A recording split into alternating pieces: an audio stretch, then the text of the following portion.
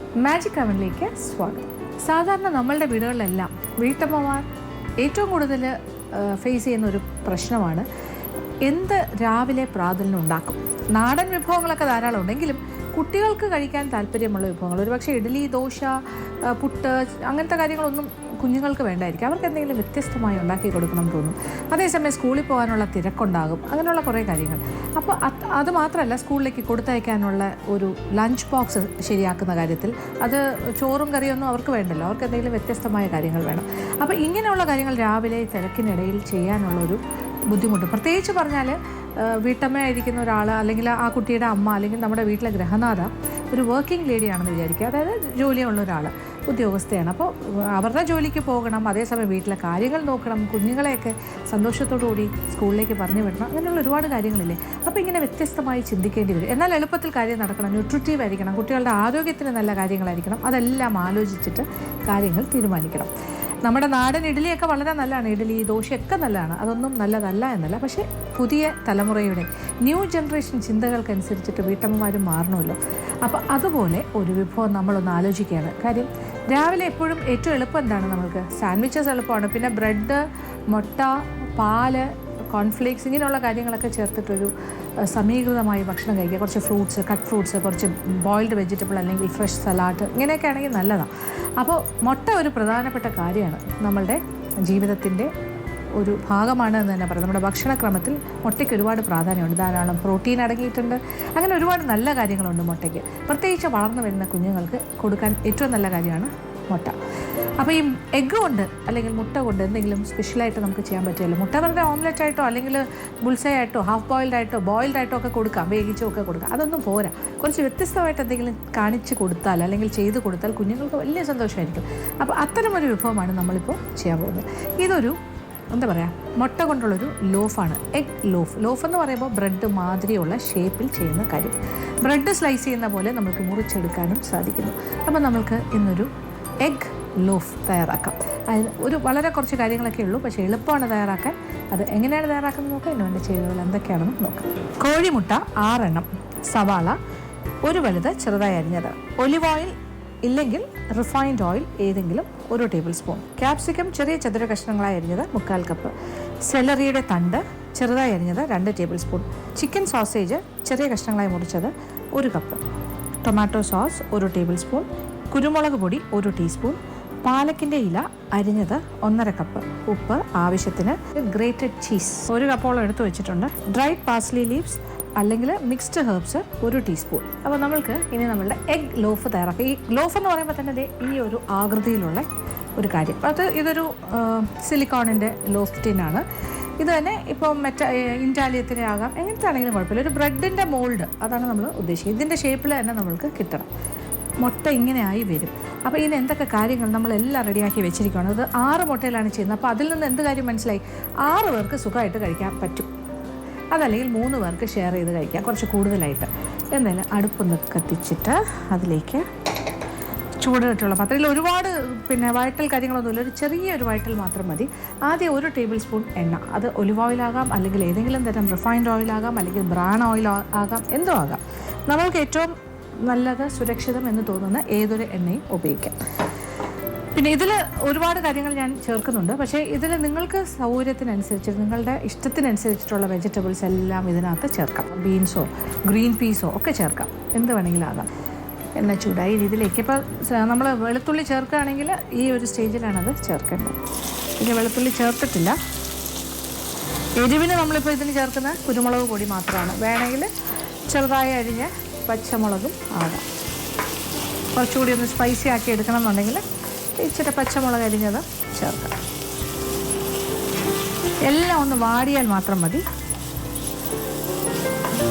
ഇതിപ്പോൾ സവാള, അതിൻ്റെ കൂടെ നമ്മൾ സെലറി ചേർക്കുകയാണ്. സെലറി നല്ല ഫ്ലേവറാണ്, ഉണ്ടെങ്കിൽ, ഇല്ലെങ്കിൽ വേണ്ട, വിട്ടേക്കുക. പിന്നെ എന്താ ചെയ്യുന്നത്? പിന്നെ ഇതിനോടൊപ്പം തന്നെ നമ്മൾ സോസേജ് ഇങ്ങനെ ഫ്രോസൺ ആയിട്ടാണ് കിട്ടുന്നത്. അത് കുറച്ച് ഒന്നിൽ ചൂടുവെള്ളത്തിൽ ഒരല്പസമയം ഇട്ട് വയ്ക്കുക, അതല്ലെങ്കിൽ സാധാരണ വെള്ളത്തിലിട്ട് വെച്ചാലും മതി. ഈ ഫ്രീസറിൽ നിന്ന് എടുത്തിട്ട് എന്നിട്ട് കഷ്ണങ്ങളായിട്ട് മുറിക്കുക. നമ്മളേതായാലും ഒന്ന് സോട്ട് ചെയ്യുന്നുണ്ടല്ലോ, അതുകൊണ്ട് കുഴപ്പമില്ല. എല്ലാം ഒന്ന് വാടണം, അത്രേ ഉള്ളൂ. ഒന്ന് വാടി കിട്ടിയാൽ മതി. അപ്പോൾ സെലറി, സവാള, പിന്നെന്താ ചേർത്തെ സോസേജ് പീസസ്. ഇനി നമ്മളിതിലേക്ക് പാലക്ക്, 1.5 കപ്പോളം പാലക്കിൻ്റെ ഇല. ഇതൊക്കെ വാടി കഴിയുമ്പോൾ ഒന്നും ഇല്ലാണ്ടാകും. വാടി ഇങ്ങോട്ട് ചെറുതായിട്ടങ്ങ് മാറും. പാലക്കില. ഇനി നമ്മളിതിലേക്ക് ക്യാപ്സിക്കം, മഞ്ഞ ക്യാപ്സിക്കം, റെഡ് ഉണ്ടെങ്കിൽ റെഡ് ചേർക്കുക, അതെല്ലാം ഭയങ്കര കളർഫുള്ളായിരിക്കും. ഇത് പച്ച ക്യാപ്സിക്കം.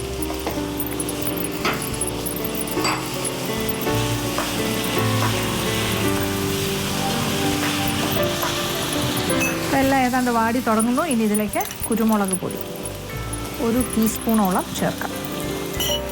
എരിവെല്ലാം ആവശ്യാനുസരണമാണ്. പിന്നെ പച്ചമുളക് കൂടി നമ്മളിതിൽ അരിഞ്ഞ് ചേർക്കുകയാണെങ്കിൽ ഈ കുരുമുളക് പൊടിയുടെ അളവ് കുറയ്ക്കുക. അപ്പോൾ എത്ര സ്പൈസി ആകണം അതനുസരിച്ചിട്ട് 1 മുതൽ 1.5 ടീസ്പൂൺ വരെ ആകാം. 6 മുട്ട ഉണ്ടല്ലോ. പിന്നെന്താ, ആവശ്യത്തിനുള്ള ഉപ്പ്.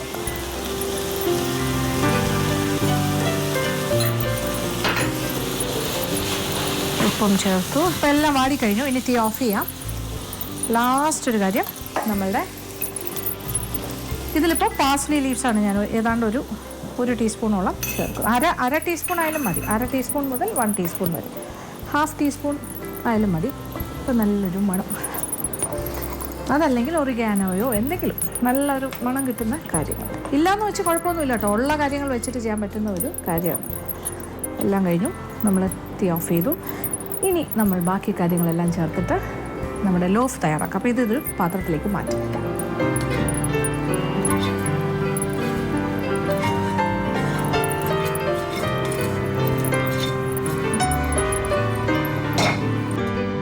അപ്പോൾ നമ്മളുടെ സോസേജ്, പാലക്, ക്യാപ്സിക്കം കൂട്ട് ഒരു സൈഡിലേക്ക് മാറ്റി വെച്ചു. ഇനി മറ്റൊരു പാത്രത്തിലേക്ക്, ഒരു ബൗളിലേക്ക് നമ്മൾ 6 മുട്ട പൊട്ടിച്ച് ഇടാം.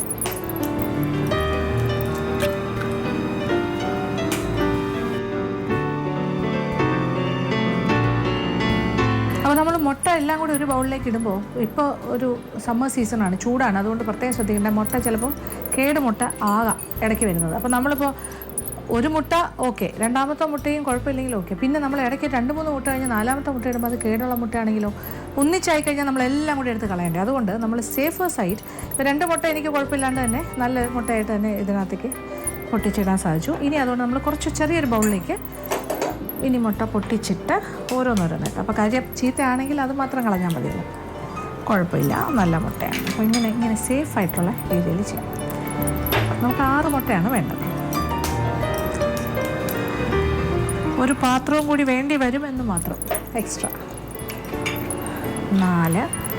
ഏത് കാര്യം ചെയ്യുമ്പോഴും നമ്മൾ അങ്ങനെ ചെയ്യുന്നതായിരിക്കും നല്ല. മുട്ട ഉപയോഗിക്കുമ്പോൾ കാര്യം എല്ലാ മുട്ടയും ഒരുപോലെ ആയിരിക്കണം എന്നില്ല, പറയാൻ പറ്റില്ല.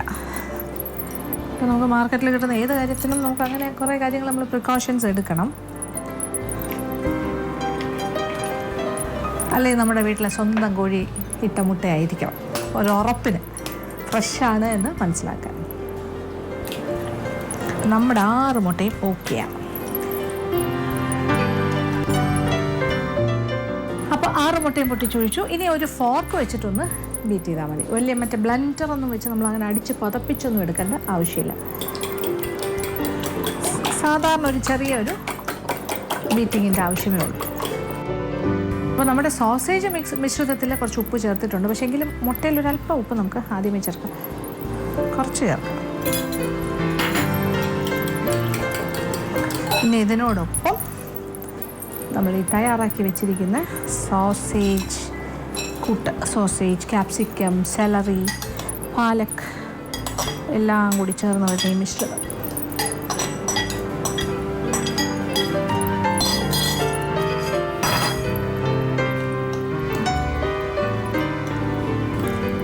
യോജിപ്പിക്കുക. എന്നിട്ട് ഈ ഒരു സ്റ്റേജിൽ നമ്മൾ ഉപ്പ് വേണമെങ്കിൽ നോക്കാം. പോരാന്നുണ്ടെങ്കിൽ ഉപ്പ്, എരിവ്, കുരുമുളകിൻ്റെ അളവൊക്കെ ക്രമീകരിക്കാം.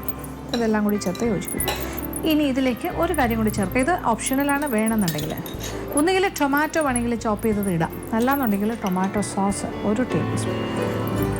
ഇത് ടൊമാറ്റോ സോസിൻ്റെയൊക്കെ സ്വാദ് ഇഷ്ടമുള്ള ആൾക്കാർക്കാണെങ്കിൽ സോസോ കെച്ചപ്പോ എന്തെങ്കിലും ഒരു കാര്യം 1 ടേബിൾ സ്പൂൺ ചേർക്കാം. ഇനി നമ്മൾ കുറച്ച് ഗ്രേറ്റഡ് ചീസ് 1 കപ്പോളം എടുത്ത് വെച്ചിട്ടുണ്ട്. അതിൽ 1/2 കപ്പ് നമുക്കിതിൻ്റെ ഒപ്പം ചേർക്കാം ഉള്ളിലേക്ക്. ചീസ് ഉള്ളിലേക്ക് പോയിക്കോട്ടെ. ഇതെല്ലാം ഇഷ്ടാനുസരണം ചെയ്യാം. എത്ര ചീസ് ചേർക്കണം അതെല്ലാം നമ്മളുടെ ഇഷ്ടമാണ്. നമ്മുടെ കയ്യിലുണ്ട് അതനുസരിച്ച്. അപ്പോൾ ഞാൻ പറഞ്ഞല്ലോ, ഇതിനകത്തേക്ക് എന്ത് വേണമെങ്കിലും നമുക്ക് ചേർക്കാം, അത് നമ്മളുടെ ഇഷ്ടം.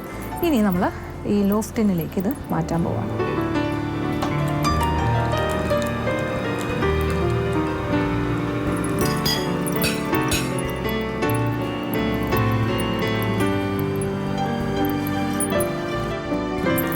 ഇനി ഇതിൻ്റെ മുകളിലായിട്ട് ബാക്കിയിരിക്കുന്ന ഗ്രേറ്റഡ് ചീസ്, ഇതിപ്പോൾ ഞാൻ ചെഡാർ ചീസാണ് ഇപ്പോൾ ഉപയോഗിക്കുന്നത്, അതും കൂടി ഇങ്ങനെ ഏത് തരം കുക്കിംഗ് ചീസും ആകാം. ഗ്രേറ്റഡ് ചീസ് മുകളിലായിട്ട്.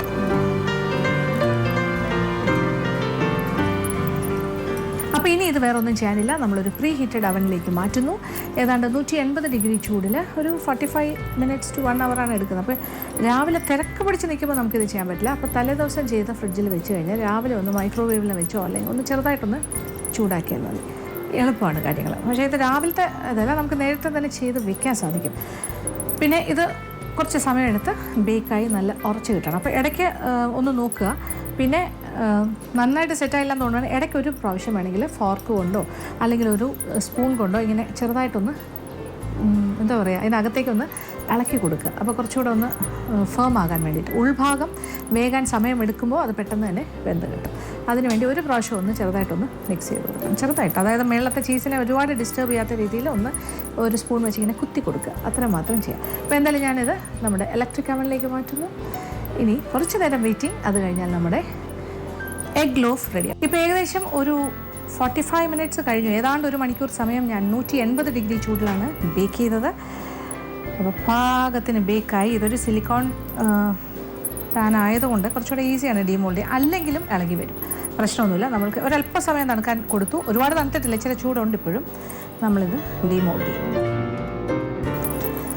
അപ്പോൾ ഇപ്പോൾ എങ്ങനെയുണ്ട്? ശരിക്കും ഒരു ബ്രെഡിൻ്റെ ഒരു ലോഫ് മാതിരി തോന്നില്ല. അതുകൊണ്ടാണ് നമ്മളിത് എഗ് ലോഫ് എന്ന് പറഞ്ഞത്. അപ്പോൾ ഇത് ശരിക്കും ഇത് മുട്ടയുടെ ഒരു ലോഫാണ്. ഇത് ബ്രേക്ക്ഫാസ്റ്റ് ഐറ്റം ആയാൽ എങ്ങനെ ഇരിക്കും? ഇതിനി സാധാരണ ബ്രെഡ് കട്ട് ചെയ്യുന്ന പോലെ സ്ലൈസ് ചെയ്ത് എടുത്താൽ 6 പേർക്ക് സുഖമായിട്ട് കഴിക്കും. ഇത് 6 മുട്ടയാണ്.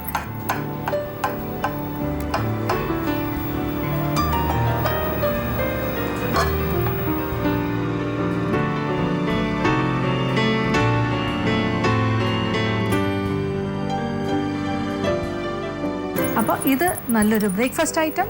ഇതിനെ തന്നെ വേണമെങ്കിൽ ഒരു സാൻഡ്വിച്ച് പോലെ ഇത് ബ്രെഡിൻ്റെ അകത്ത് വെച്ച് കൊടുക്കാം. പിന്നെ അല്ലെങ്കിൽ ഒരു സാൻഡ്വിച്ച് വെച്ചിട്ട് ടോസ്റ്ററിനകത്ത് വെച്ചിട്ട് സ്റ്റഫിംഗ് ആയിട്ട് ഉപയോഗിക്കാം. എങ്ങനെ വേണമെങ്കിലും ചെയ്യാം. കുട്ടികൾക്ക് സ്കൂളിൽ ടിഫിൻ ബോക്സിൽ വെച്ചും കൊടുത്തു വിടാം. അപ്പോൾ തീർച്ചയായിട്ടും പരീക്ഷിക്കുക, എല്ലാവർക്കും ഇഷ്ടം. ഇനി അടുത്തതായി മാജിക് അവൻ്റെ second recipe of the week. അപ്പോൾ ഈ ആഴ്ചത്തെ സെക്കൻഡ് റെസിപ്പി ഇപ്പോൾ നോയമ്പ് കാലമാണ്. അതുകൊണ്ട് തന്നെ കൂടുതലായിട്ടും വെജിറ്റേറിയൻ വിഭവങ്ങളാണ് ആൾക്കാർ ഇപ്പോൾ ഇഷ്ടപ്പെടുന്നത്. പിന്നെ മത്സ്യം കഴിക്കുന്നൊരു സമയം കൂടിയാണ് ധാരാളമായിട്ട്. അപ്പോൾ അതുകൊണ്ട് തന്നെ നമ്മളിന്ന് ചിക്കനെ വിട്ടിട്ട് മത്സ്യത്തിൻ്റെ പിന്നാലെ പോവുകയാണ്. അപ്പോൾ ഇന്ന് നമ്മുടെ അടുത്ത ഐറ്റം മീൻ കൊണ്ട് തയ്യാറാക്കുന്ന ഒരു നല്ല വിഭവം. സാധാരണയായിട്ട് ചില ഭക്ഷണ കാര്യങ്ങൾ അല്ലെങ്കിൽ ചേരുവകൾ തമ്മിൽ ചേരാൻ പാടില്ല എന്നൊക്കെ ചില പണ്ട് തൊട്ടേ കേൾക്കുന്ന ചില കാര്യങ്ങളുണ്ട്. പ്രത്യേകിച്ച് പറഞ്ഞാൽ തൈരും മീനും ഒന്നിച്ച് കഴിക്കരുതെന്നൊക്കെ പറയും. പക്ഷേ പല സ്ഥലങ്ങളിലും തൈരും മീനും ഒക്കെ ചേർത്തിട്ടുള്ള കറികളുണ്ട്. ഇപ്പോൾ ബംഗാളിൽ ചെന്ന് കഴിഞ്ഞാൽ അതൊരു പ്രധാനപ്പെട്ട ഒരു കോമ്പിനേഷനാണ്. പിന്നെ നമ്മുടെ നാട്ടിൽ കേരളത്തിൽ പോലും കണ്ണൂർ സൈഡിലൊക്കെ പോയി കഴിഞ്ഞാൽ മീൻ മോര് കറി എന്നൊക്കെ പറഞ്ഞിട്ട് മോര് ചേർത്ത മീൻ കറിയൊക്കെ ഉണ്ടാക്കാറുണ്ട്. എന്തായാലും നമ്മളതിൽ നിന്നെല്ലാം വലിയ വ്യത്യാസമൊന്നുമില്ല. നമ്മളും ഒരു മീനും തൈരും കൂടിയുള്ളൊരു കോമ്പിനേഷനിൽ ഒരു കറി വയ്ക്കാൻ പോകണം. പക്ഷേ രുചിയുടെ കാര്യത്തിൽ അത് മുന്നിൽ തന്നെയായിരിക്കും. ഒന്നുകൊണ്ടും പേടിക്കേണ്ട. തൈരും മീനും ചേർത്ത് നമ്മളൊരു കറി ഉണ്ടാക്കാൻ പോകുന്നു. മീൻ തൈര് കറി എന്ന് പേരും കൊടുത്തിട്ടുണ്ട്. അപ്പോൾ ഇതെങ്ങനെയാണ് തയ്യാറാക്കുന്നതെന്ന് അറിയണ്ടേ? ഇതിന് വേണ്ട ചേരുവകൾ എന്തൊക്കെയാണെന്ന് നോക്കാം. ഇതെങ്ങനെയാണ് തയ്യാറാക്കുന്നതെന്ന് കാണാം. ദശക്കട്ടിയുള്ള മീൻ 1/2 കിലോ കഷ്ണങ്ങളാക്കിയത്. അരപ്പിന് വേണ്ട ചേരുവകൾ: തേങ്ങ ചിരകിയത് 1 കപ്പ്, നല്ല ജീരകം 1/2 ടീസ്പൂൺ, പിരിയൻ മുളകിൻ്റെ പൊടി 1 ടേബിൾ സ്പൂൺ, മഞ്ഞൾപ്പൊടി 1/4 ടീസ്പൂൺ, അധികം പുളിയില്ലാത്ത തൈര് 1/2 കപ്പ്.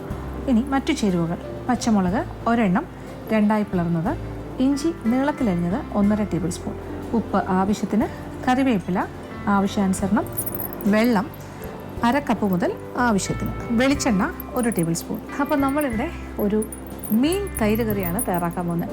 ചേരുവകളെല്ലാം തന്നെ വ്യത്യസ്തമാണ്. സാധാരണ നമ്മൾ കാണുന്ന ഒരു മീൻ കറിക്ക് വേണ്ട കാര്യങ്ങളൊന്നും ഇപ്പം തൽക്കാലം ഒരു മുളക് പൊടിയും പച്ചമുളകും ഇഞ്ചിയും ഉള്ളത് മാത്രമേ ഉള്ളൂ. ബാക്കിയൊന്നും അങ്ങനത്തെ ഒരു കറക്റ്റ് കോമ്പിനേഷനായിട്ട് നിങ്ങൾക്ക് തോന്നില്ല. കാര്യം നമ്മളിപ്പോൾ അരപ്പ് തയ്യാറാക്കുന്നതിന് ഒരു തേങ്ങ, അതായത് തേങ്ങ ചെറിയത് 1 കപ്പ് അതെടുത്ത് വെച്ചിട്ടുണ്ട്. അതിൻ്റെ കൂടെ ഒരു 1/4 ടീസ്പൂൺ മഞ്ഞൾപ്പൊടി, ഒരുപാട് വേണ്ട, 1/4 ടീസ്പൂൺ,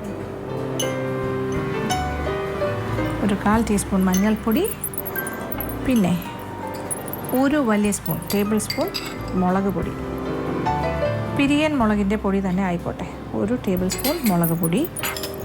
പ്രധാനപ്പെട്ട ഒരു കാര്യം ജീരകമാണ്. സാധാരണ നമ്മൾ നല്ല ജീരകം കൊണ്ട് അങ്ങനെ അധികം മീൻ കറിയിലൊന്നും ഉപയോഗിച്ച് കാണാറില്ല.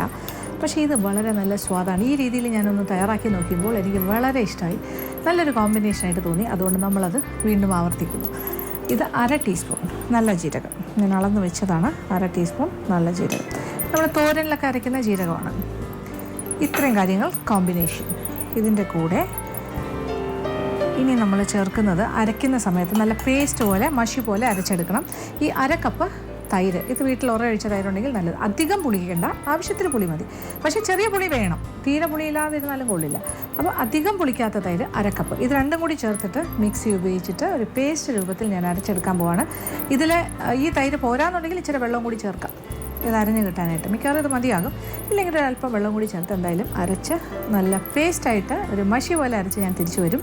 അതുവരെ വെയിറ്റ് ചെയ്യാം. അങ്ങനെ നമ്മളുടെ മീൻ തൈര് കറിക്ക് വേണ്ട അരപ്പ് അല്ലെങ്കിൽ മസാല ഞാനിവിടെ അരച്ചെടുത്തിരിക്കുകയാണ്. നല്ല മഷി പോലെ അരച്ചെടുത്തിട്ടുണ്ട്. അപ്പോൾ തൈരും 1/2 കപ്പ് തൈര് ചേർത്തു. അതുകൂടാണ്ട് ഞാൻ ഏതാണ്ട് ഒരു 1/2 കപ്പോളം വെള്ളവും ഇതിനകത്തേക്ക് കുറേശ്ശെ ഒഴിച്ച് കൊടുത്തിട്ടാണ് ഇങ്ങനെ അരച്ചെടുത്ത് നല്ല മഷിയായിട്ട് അരച്ചില്ല, പേസ്റ്റ് രൂപത്തിൽ. ഇനി നമ്മൾ മീൻ ചട്ടിയാകാം, അതല്ലെങ്കിൽ ഒരു ചുവട് കട്ടിയുള്ള പാത്രം. ഇതിലേക്ക് ആദ്യം നമ്മൾ അരച്ച് വെച്ചിരിക്കുന്ന അരപ്പ്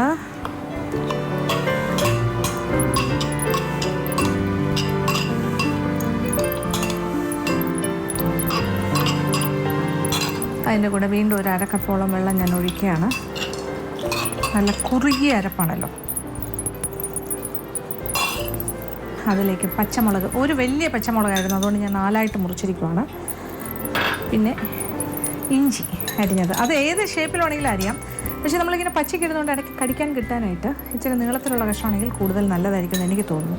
അപ്പോൾ ഏതാണ്ട് ഒരു 1.5 ടേബിൾ സ്പൂണോളം ഇഞ്ചി കുറച്ച് ലാവിഷായിട്ട് ചേർക്കുകയാണ്. പിന്നെ ഇച്ചിരി ഉപ്പ്, ആവശ്യത്തിനുള്ള ഉപ്പ്. മീനിൽ പിടിക്കണം, അരപ്പിനും ഉപ്പുണ്ടാകും. പിന്നെ കുറച്ച് കറിവേപ്പില, അത് ആവശ്യാനുസരണമാകാം, തണ്ടോടുകൂടിയാകാം. ഇനി അരപ്പെല്ലാം നമ്മളിങ്ങനെ ചേർത്ത് കഴിഞ്ഞു. ഇത്രയും കുറുകിയ അരപ്പാണ്. ഇപ്പോൾ വെള്ളം ഇനിയും വേണമെന്നുണ്ടെങ്കിൽ ചേർക്കാം. ഇപ്പോൾ 1/2 കപ്പ് വെള്ളം ചേർത്ത് വേണമെങ്കിൽ ഒരു അല്പം കൂടി ആകാം, മതി. ഇനി എന്താ ചെയ്യേണ്ടത്?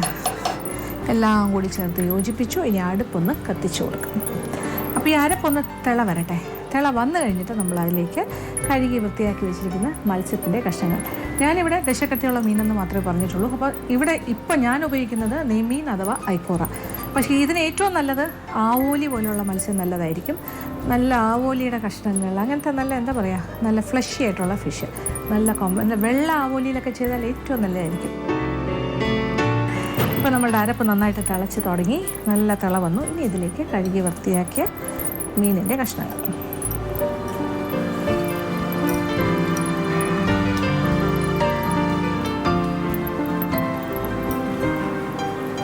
ഇത് കറക്റ്റ് 1/2 കിലോ മീനാണ്. ഞാൻ 20 കഷ്ണങ്ങളായിട്ട് മുറിച്ചിട്ടുണ്ട്. അപ്പോൾ ശരിക്കും പറഞ്ഞാൽ ഇത് ഒരു 2 പീസ് വെച്ച് നമുക്ക് 10 പേർക്ക് കഴിക്കാൻ പറ്റും. ഇനി പാത്രം ഒന്ന് ചുറ്റിച്ചു കൊടുക്കാം. ഇനി പാത്രം ഒന്ന് അടച്ചിടാം. നല്ലൊരു തിള വരട്ടെ, വെന്ത് തുടങ്ങട്ടെ. അത് കഴിഞ്ഞാൽ അടപ്പ് മാറ്റി പിന്നെ ഇടത്തരം തീ, അത് കഴിഞ്ഞ് ചെറിയ തീയിൽ കുറച്ച് നേരം വേവിക്കണം. അരപ്പൊക്കെ ഇങ്ങനെ കുറുകി വരുമ്പോൾ നമ്മളുടെ മീൻ റെഡിയായി എന്ന് പറയാം. മീൻ തൈര് കറി.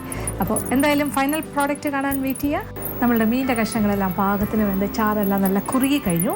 അപ്പോൾ ഞാൻ ഇടയ്ക്ക് വെച്ച് തീ ഒരല്പം കുറച്ച് കൊടുത്തു. അടപ്പ് മാറ്റി, നല്ല തിള വന്നൊന്ന് വെന്ത് കഴിഞ്ഞിട്ട് അടപ്പ് മാറ്റി പിന്നെ ഇടത്തരം തീയിലിട്ട് കുറച്ച് നേരം വേവിച്ചു. പിന്നെ ചെറിയ തീയിലേക്ക് മാറ്റി. ഇപ്പോൾ കറക്റ്റായി കഴിഞ്ഞു. ആവശ്യത്തിനുള്ള കുറുകലോടും. ഇനി ഒരല്പം വെളിച്ചെണ്ണ, 1 ടേബിൾ സ്പൂൺ വരെ ആകാം. അവസാനം വെളിച്ചെണ്ണ തീ ഓഫ് ചെയ്യാം. കുറച്ച് ഫ്രഷ് ആയിട്ടുള്ള കറിവേപ്പിലയും കൂടി ചേർത്ത് കൊടുക്കാം. ഒരു മീൻ ചട്ടിയിലാണ് വെക്കുന്നതെങ്കിൽ ആ ചട്ടിയിൽ തന്നെ വെച്ചേക്കുക. അതോടുകൂടി തന്നെ തീന്മേശപ്പുറത്ത് കൊണ്ടുവയ്ക്കാം. ഇപ്പം നമ്മൾ ചട്ടിയിലല്ലല്ലോ വെച്ചത്, അതുകൊണ്ട് നമ്മൾ വേറൊരു പാത്രത്തിലേക്ക് മാറ്റാം.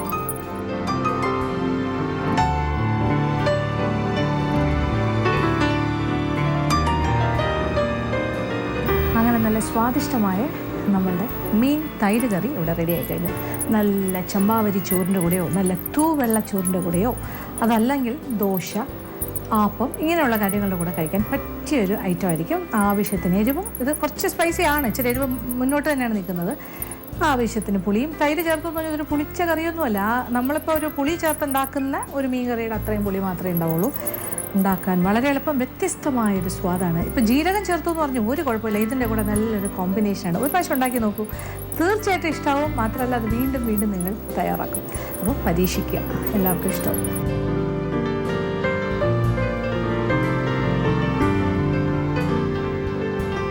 ഇന്നത്തെ എപ്പിസോഡിൽ കാണിച്ച 2 വിഭവങ്ങളും എല്ലാവർക്കും തന്നെ ഇഷ്ടപ്പെട്ടാണെന്ന് വിചാരിക്കുന്നു. ആദ്യം കാണിച്ചത് നമ്മളുടെ ഒരു എഗ് ലോഫാണ്, വളരെ സിമ്പിൾ, വളരെ നല്ലത്. രണ്ടാമത് കാണിച്ചത് നല്ലൊരു മീൻ കറിയാണ്, മീൻ തൈര് കറി. അപ്പോൾ എന്തായാലും 2 വിഭവങ്ങളും പരീക്ഷിക്കാം. ഇന്നത്തെ എപ്പിസോഡ് ഇവിടെ അവസാനിക്കുകയാണ്. വീണ്ടും പുതിയ വിഭവങ്ങളുമായി മാജിക് അവനിലൂടെ